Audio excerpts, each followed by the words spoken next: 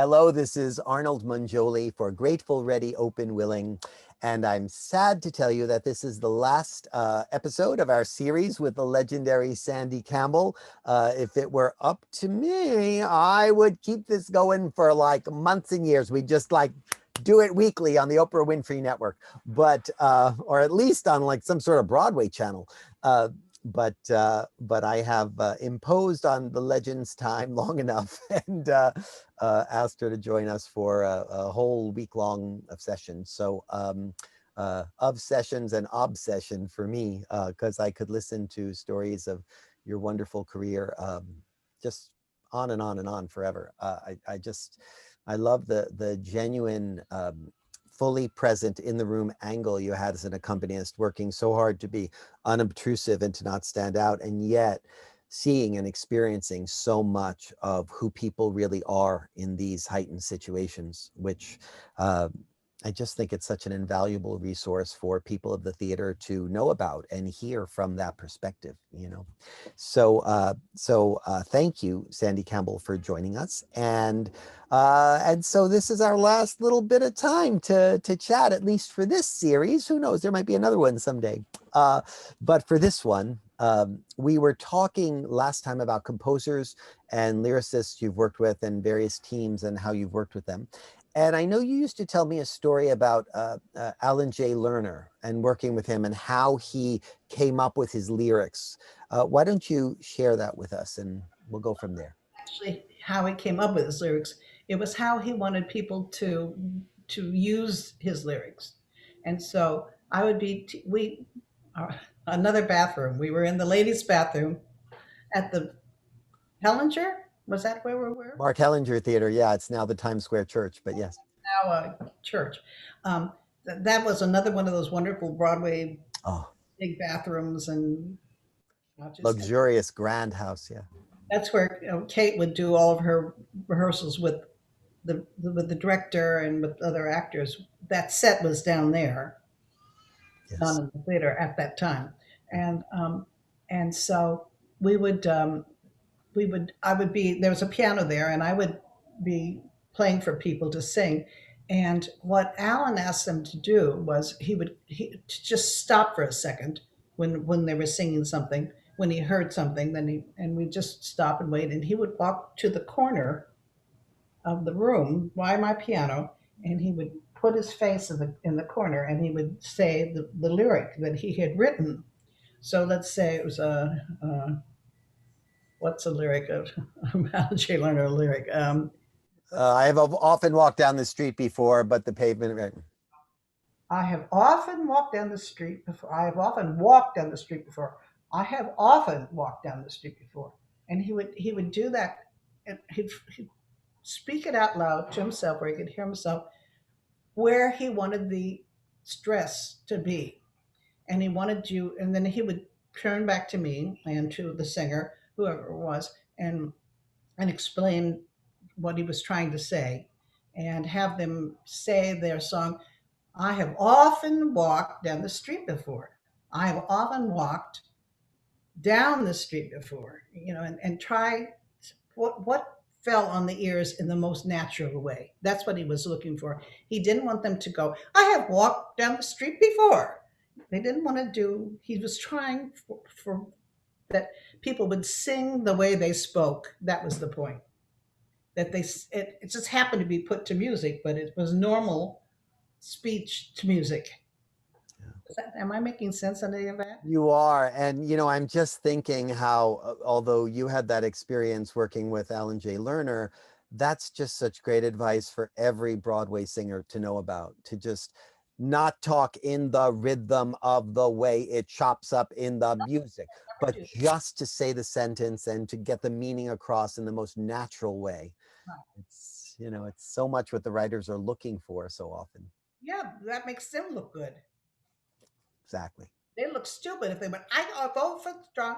That would make them make Alan look stupid, right? He doesn't want you that. He wants you to make him look great. Yeah. Exactly. That's marvelous. And then we had also talked a little bit ago about your work on Grand Hotel with Wright and Forrest, who were much older by the time the Broadway musical was done.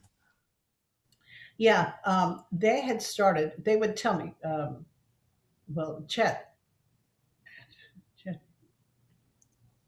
Was it Chad Wright and George Forrest? Is that right? Forrest, George Wright, no, George Forrest, and Chet Wright. Yet, right. Well, what happened is that George had a stroke.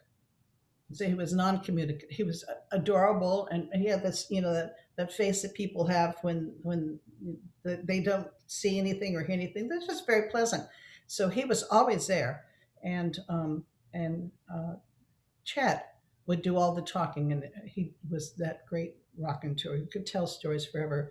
The two of them started writing movie songs, plenty of movie songs that they were famous for when they were 17 years old. And they went from Florida, as I recall. They went to Hollywood because they wanted to be songwriters. And their very famous show that they did, which was on Broadway, was Kismet.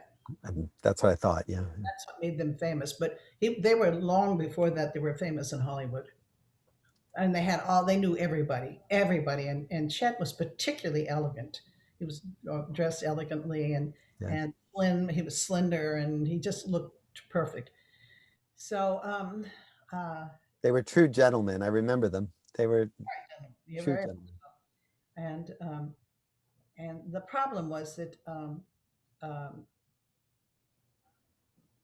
somebody, whoever makes the decision, wanted other music, so they wanted other songs, some other songs, not all of new songs, and they got Maury Yeston.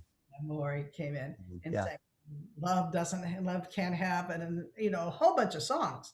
He did more than half of the score, I believe, that he wrote, and he wrote it basically in Boston, in the girls' bathroom, the women's bathroom, and Where all the great music comes from, apparently. everything. And he would come running up the stairs from the bathroom and say, "Okay, and he'd sit down and play and sing what he'd just written, and everything that actually, every single thing he wrote in Boston got in the show. I don't remember anything that was turned down. He would come in and play for the whole company. He's Maury is totally a performer. He just is. He just takes over and he's a performer, even though his profession is songwriter. Yeah. I love him. He's such a great guy. He's really electric that way. I agree. Yeah. That's it, electric. Yeah. Yeah. So, so it was hard for Chet. They didn't come to rehearsals anymore. They didn't. They're very, very, very injured by that. But in fact, their songs were terrible. Mm. And when we'd have to teach it, I may have some. I may have kept some of the older ones, but they would. There was a whole song about being in love, and it was all about trumpets are blaring and life is happening. It was all cliche stuff Mm. and boring. Mm. But the ones that stayed in the show, it was hard. It was very painful, but Yeah. they pulled it off. And Maury really really wrote. Yeah. He trusted Tommy, and Tommy trusted him. Yeah, gosh, that makes such a difference, doesn't it? You had talked a little bit ago about how the guys from Hair, when they came in with Frank Mills, there were no chords, and they were just like, "Here, play this." What And happened? we They had done it at Paps. They had done some kind of Pap show, at the Public Theater, yeah, yeah. and so now they were going to do it on Broadway. And so the casting director, who was a woman, called me and said, "You got to play these Hair auditions." And I said, "I'm the wrong pianist for this. I don't know anything. All I know is Broadway. I don't know anything about pop music. I don't know anything." So she said, "You got to do it because nobody will do it. No Broadway person wants to do Hair." So I Wow. said, "Okay, all right, And so I don't even remember the room. We're in some room that had a stage and tiered seating, but maybe for 100 people. I'm not a big space. Maybe the old Harlequin Studios. No, no. Okay. Someplace I never did again before or after Oh, okay. All right. it was. Um, and so we got there, and people were coming into the audition wearing, you know, blankets around their waists and all hippies. Everybody was a hippie who, and they all came in there, and I was a Broadway person, so I was dressed, and the casting director, we were dressed nicely, and we had heels on in those days, Right. and and so here come the hippies, they going, "Hey, honey, and I don't know any of the songs they want to sing, just and a lot of them they just said, oh, that song, and I was making up stuff all the time, so so they they asked somebody to some girls to sing Frank Mills, and I said, does anybody have music for that? And so somebody brought the music, and it was just the melody, no chords, and the melody and the words, but no piano chords. And I said, does anybody have an idea what chords I should probably play for this song? And the three of them, it was um, the composer and the two writers, Yep. Ragni and McDermott. Yeah. and RADO. Thank you. I always forget that one's for some reason. Yeah. And they were all going, yeah, honey, okay, yeah, it's good, because we could all smoke in those days. In the room Oh, where totally, they were singing. of course, absolutely. And I was one of the smoke. Not, I never did drugs, unfortunately for me. I was too square, afraid of getting fired. But um, but I would, but I was having to deal with these people who were dressed weirdly and strangely with torn clothes, and they didn't have any chords. And I said, "What am I supposed to play?" And they said, "Just whatever, honey, whatever." Go, okay. And so I did. I just made them up. I love I love the more extended version of that story this time. Thank you. But Sandy, I've known you for so many years to be making stuff up at that piano to help actors. I mean, for decades. When we worked on Fela early on, I remember Bill T. Jones at one point just said, he wanted to see the actors move and how they lived in their bodies and expressed their bodies. And he just, apropos of nothing and with no warning, just said, Sandy, give us music. And he was, of course, doing that unique Bill T. Jones gestural style of movement. And you were just like, okay. And immediately, like without missing a beat, out of your fingers, it was just like, and I think I sort of recall he said something like, no more. And you said more jazz, more rhythm, more blues, more, what do you, and he was like, more. And he would throw a word and then he'd throw another word and he kept changing it on you so that their movement would change as they went. No, he said to me, "Surprise me." Just And I said, "Well, should I do them in 8-bar phrases so people can figure out what to do?" He said, "No, no, no. Change wherever you want it. Just surprise me. Change after one beat, and then change to a totally different style." And everybody, the dancers walking around, they walked across the floor. They started by the piano and they walked across the floor, doing whatever physical movement they wanted to go, depending on whatever I was playing. And I was just changing because he said change. So I was just making it up. And it went on for like 2 hours of making up. That's why I Yeah, had it was so wonderful. it's all his fault. Bill T. Jones gave me gray hair. Well, I remember and looking over at you like, are you okay? And you were just like, because he was like in one dancer. I mean, we had a pretty large room, but one dancer's path, he wanted to see them go through 3 or 4 changes. So he was just like, change, change, change, change. You were just like, And trying to think of what, because he wanted it different. He wanted not logic. He didn't want me to be logical. yes, You see, yes, logical would have been perfect for me because I could figure out logically how many somebody is going to sing something, there are only possibly two or three chords that would fit what you decided to sing. You know, logical things. And and I would figure I knew how to do that. I knew how to make it up. I knew how to improvise. This I didn't know what to do. I didn't know what to come next. I didn't know if he liked what I was doing. I didn't know if it was helping him. I didn't. It was He very. did. And He, I just kept doing it. he did. It was, and what a joy he was to work with. All right, we just have a few minutes left. So you've worked with so many people. You've worked with so many terrific directors and choreographers and composers and lyricists and just so many people at theater. Obviously, an infinite number of actors at the piano over so many decades.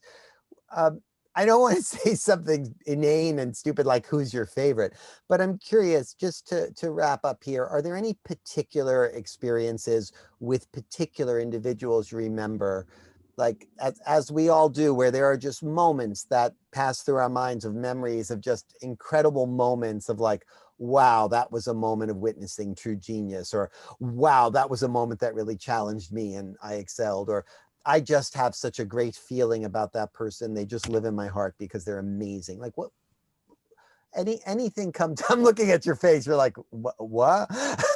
I know it's so unfair. Bill T. Jones test. What should you? I no, no. I have nothing to say. I think they. No, this was a wonderful life that I've had with all of them. I just love them all. I'm a lucky person and happy. That's so beautiful. I have no advice. I have no.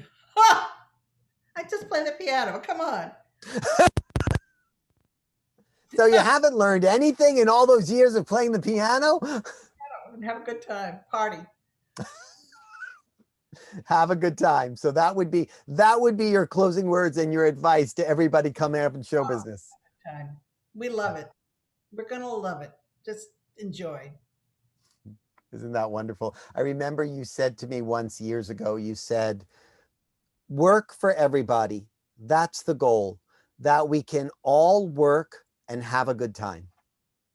I said that? You did. Whatever. Ladies and gentlemen, this is Arnold Mangioli with Grateful, Ready, Open, Willing, and I hope you have enjoyed this series with the legendary Sandy Campbell as much as I have. I am so grateful to all of you for hanging in and joining us in these conversations, and I am eternally indebted to the wonderful Sandy Campbell, who has been unobtrusively at the piano, helping shows be created and making magic in the theater for so many decades. And in general, is not a front of the camera person, but was willing to do this for us just to share some of what she's lived. And hopefully it will inspire you and help you to make wonderful, bold choices in your life ahead and have a good time. Thanks so much for joining us. Thank you, Sandy. You're welcome, Danny. Thank you. Bye.